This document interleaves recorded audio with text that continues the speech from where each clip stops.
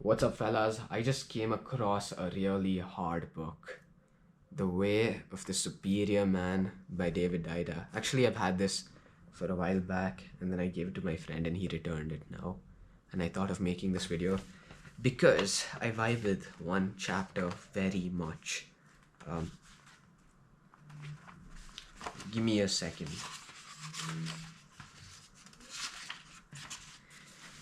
If you don't know your purpose, discover it now. And like a huge goal of this channel is to try and figure out how to live your life, how to find your purpose. That's that sort of theme. And if you didn't get the idea, this book is written for men in mind. This video being based on the book is only for men. If you're a woman watching this, if you're a female watching this, it'll probably be a waste of your time. Go do something else. Or maybe you'll just find this entertaining. I don't know.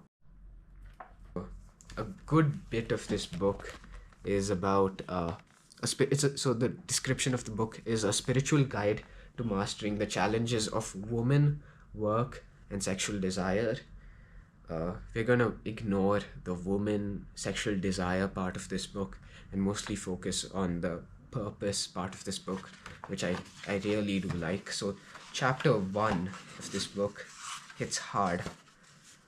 Stop hoping for a completion of anything in life. Most men make the error of thinking that one day it will be done. They think, if I can work enough, then one day I could rest. Or, one day my woman will understand something and then she will stop complaining. Or, I'm only doing this now so that one day I can do what I really want with my life. The masculine error is to think that eventually things will be different in some fundamental way. They won't. It never ends. As long as life continues, the creative challenge is to tussle, play, and make love with the present moment while giving your unique gift.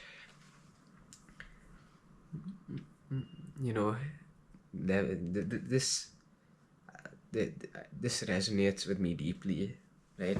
There is never the perfect time to do something. If you want to do it, start now. And I've not only seen this with me, but with multiple people, where they have this vague idea and dream and they never start on it because of some stupid excuse or because they don't feel the time is right. The time will never feel perfect. That's the idea. I came across this book and it resonates with me deeply.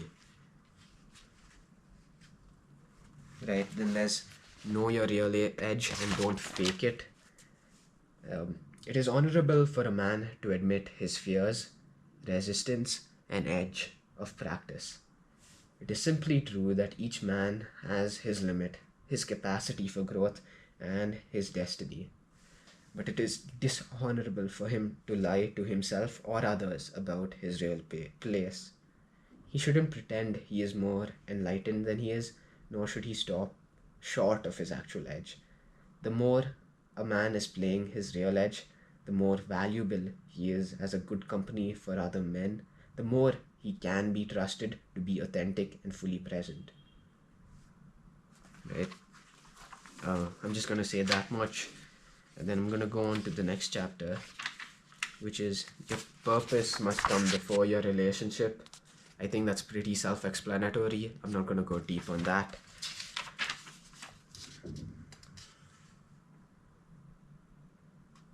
And then next is lean just beyond your edge.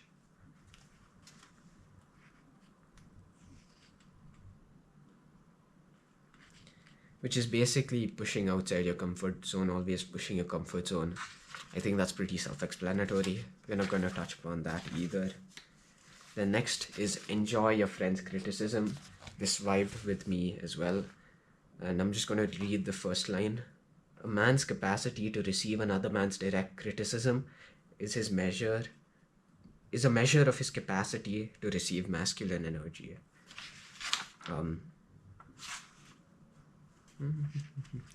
Criticism is good, boys. And then coming to the chapter I hyped the most with. If you don't know your purpose now, discover it.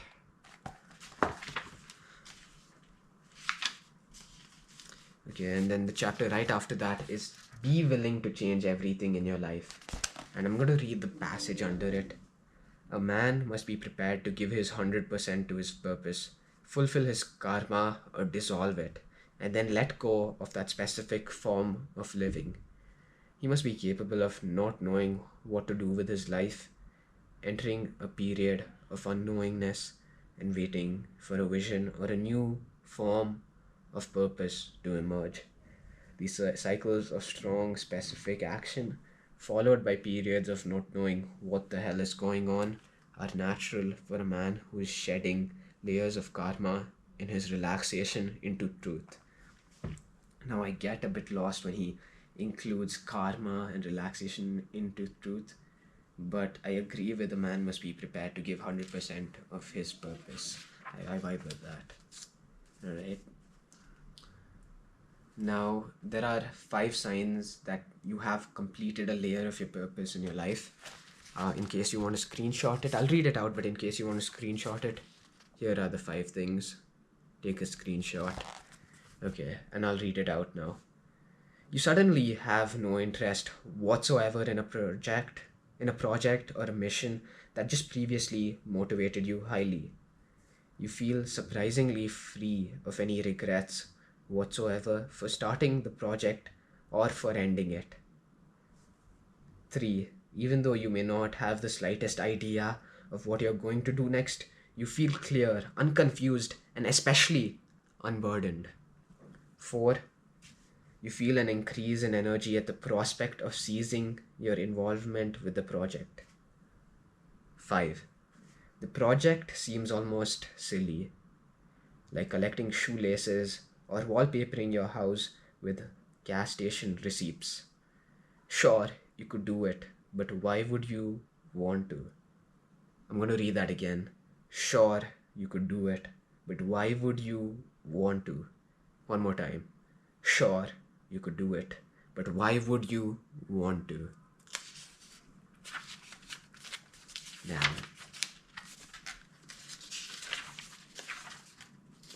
and chapter 14, I think this is really important. Don't get lost in tasks and duties, right? And I'm gonna read the beginning of the chapter. You have probably noticed yourself in do mode. You're totally focused, intent on getting a task done. You don't want to be disturbed. If anyone tries to interrupt you with a question, you ignore them or give them a quick answer so you can keep on track. This do mode is very common among men. Whether you're trying to hear something on TV or finish a report by midnight, your attention is focused on the task at hand and you don't want to be distracted. This do mode is one of men's biggest strengths and weaknesses. It's great to be able to plow through obstructions and get the job done, and it's good to keep yourself disciplined and on purpose. But if you forget your larger purpose while pursuing the small and endless tasks of daily life, then you've reduced yourself to a machine of picagunia. I don't know what the word is. Okay, this is the word. But you get the idea. There was this palliative care nurse, Bronnie Ware. So what do palliative care nurses do? They take patients who have a terminal disease like cancer and just assist them in their last months of life so they die comfortably with minimal pain, right? So she asked her patients what were their biggest regrets in life. And she compiled, and she went through them and she found 5 of the most common regrets. And one of them, which was mostly found among men, was, I wish I hadn't worked so hard. I wish I hadn't worked so hard. Just think about it. People say you're never gonna regret putting in the effort. You're never gonna regret working hard. But if you're working hard on something useless, you're wasting away your life. All that's gonna be on your gravestone is, he worked really hard on something meaningless and he died. He spent his whole life just working hard on something that had no meaning. And that hits hard with me. And I guess that's it for The Way of the Superior Man. I decided of reviewing this book because one, it has such a hard title, but also because it focuses on this theme of figuring out what to do with your life.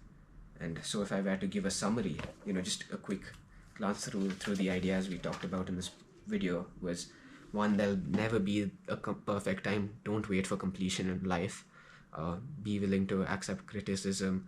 Purpose before relationship. If you don't know your purpose, discover it now. Be willing to change everything in your life. Then don't get lost in the tasks and duties of daily life. Those were the ideas I'd like to share. And yeah, that's it.